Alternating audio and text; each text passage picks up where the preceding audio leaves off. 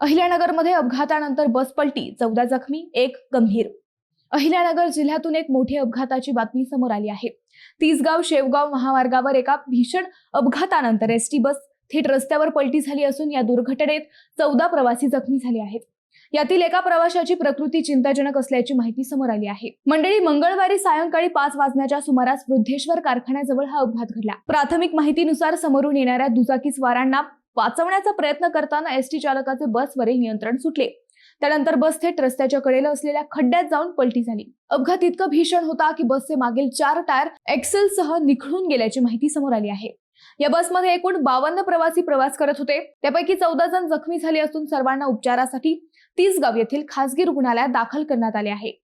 घटनेची माहिती मिळताच पोलीस अधिकारी आणि प्रशासनाने घटनास्थळी धाव घेत क्रेनच्या सहाय्याने रात्री बस रस्त्यावरून हटवण्यात आली. दरम्यान या परिसरात आवश्यक दिशादर्शक फलक आणि गतिरोधकांची कमतरता असल्याने वारंवार अपघात होत असल्याची नागरिकांची तक्रार आहे.